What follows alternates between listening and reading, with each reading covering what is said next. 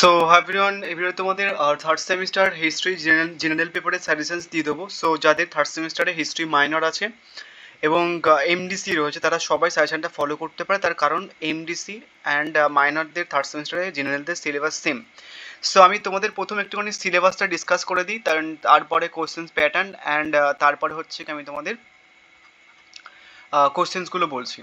So তোমাদের হচ্ছে কি যে হিস্ট্রি অফ ইন্ডিয়া রয়েছে 300 থেকে 750 অবধি। নেক্সট এখানটায় তোমাদের টোটাল 5টা চ্যাপ্টার রয়েছে, তো 5টা চ্যাপ্টারের সিলেবাসটা আমি তোমাদের বাংলাতে ট্রান্সলেট করে দিয়েছি। সো এটা একটু দেখে নিও। অ্যান্ড এটা সেকেন্ড চ্যাপ্টার, এটা থার্ড চ্যাপ্টার, অ্যান্ড হচ্ছে কি যে এটা ফোর্থ চ্যাপ্টার, এটা ফিফথ চ্যাপ্টার। অ্যান্ড তোমাদের যে নম্বর বিভাজন এটা একটুখানি আলাদা হবে। তোমাদের হচ্ছে কি যে 5 মার্কসের প্রশ্ন আসবে, 10 অ্যান্ড 20 মার্কসের প্রশ্ন আসবে। তোমাদের হিস্ট্রিতে যেরকম মাইনর পরীক্ষা দিয়েছো এর আগের বারে, তেমনই সিলেবাস থাকবে। অ্যান্ড এটা শুধু অনার্সদের হচ্ছে কি যে 20 মার্কসের অ্যান্ড 5 মার্কসের আসে, বাট তোমাদের 5 মার্কসের আসবে, 10 মার্কসের আসবে আর 20 মার্কসের আসবে, ঠিক আছে। 20 প্লাস 40 প্লাস হচ্ছে কি যে তোমার 15, 60, 70, 75, মানে তোমাদের 3টে 5 মার্কসের করতে হবে, 2টো 10 মার্কসের আর হচ্ছে কি 2টো 20 মার্কসের করতে হবে। অ্যান্ড 5 মার্কসের হচ্ছে কি 6টা থাকবে, 3টে করতে হবে, 10 মার্কসের 4টা থাকবে, 2টো করতে হবে, 20 মার্কসেরও 4টে থাকবে, 2টো করতে হবে। সো কোশ্চেন প্যাটার্নটা আই থিঙ্ক বোঝা গেছে। এবার তোমাদের 5 মার্কসের কোশ্চেন্সগুলো বলি। প্রথম হচ্ছে কি তোমাদের প্রাচীন ভারতের দাস ব্যবস্থা প্রচলন নিয়ে মেগাস্থিনিসের বক্তব্য কি যথার্থ ছিল। নেক্সট প্রশ্ন হচ্ছে কি মৌর্য প্রশাসনিক নিয়ন্ত্রণকে রমিলা থাপার কতগুলি ভাগে ভাগ করেছেন তা বিশ্লেষণ করো। নেক্সট প্রশ্ন মৌর্য কৃষি ব্যবস্থার উপর সংক্ষিপ্ত টিকা লেখো। নেক্সট হচ্ছে কি তোমার মৌর্যান্তর যুগে উত্তর ভারতের নগরায়নের উপর সংক্ষিপ্ত টিকা লেখো, এটা টিকা হবে।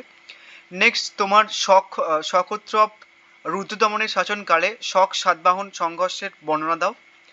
নেক্সট হচ্ছে কি তোমার গান্ধার শিল্পশৈলীর উপর সংক্ষিপ্ত টিকা লেখো। নেক্সট হচ্ছে তোমার গুপ্ত শাসন প্রতিষ্ঠার প্রাককালে উত্তর ভারতের রাজনৈতিক অবস্থা সংক্ষেপে বিবৃত করো। নেক্সট গুপ্ত সমাজে নারীর স্থান নির্ণয় করো। তারপরে হচ্ছে কি প্রাচীন ভারতের ইতিহাসের রচনার অস্ত্রশাস্ত্রের গুরুত্ব নির্ণয় করো। তারপরে প্রাচীন ভারতের বর্ণ জাতি কি দুটি পৃথক ব্যবস্থা ছিল।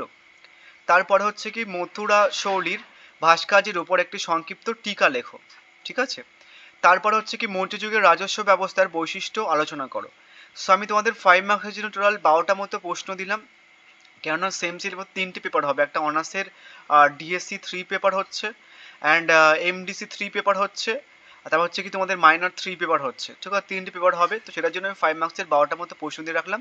বাট তাও আমি কয়েকটা কোশ্চেন্স কাট করেছি for the last minute suggestions, but তোমরা ওটা নোটসের মধ্যে পেয়ে যাবে, ঠিক আছে।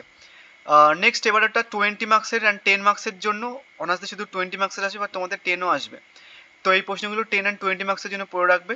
প্রথম হচ্ছে কি মৌর্য সাম্রাজ্যের পতনের কারণ সংক্ষেপে বিশ্লেষণ করো। কুষাণ সম্রাট কনিষ্কের রাজনৈতিক ও সাংস্কৃতিক কৃতিত্বের বিবরণ দাও। তারপর হচ্ছে কি প্রাচীন ভারতের শূদ্র ও অস্পৃশ্যদের স্থান নির্ণয় করো। তারপর হচ্ছে কি রাজস্ব বিজেতা হিসেবে সমুদ্রগুপ্তের কৃতিত্ব বিশ্লেষণ করো বা মূল্যায়ন করো। অজান্তা গুহা চিত্রের উপর একটি সংক্ষিপ্ত টিকা লেখো, ঠিক আছে।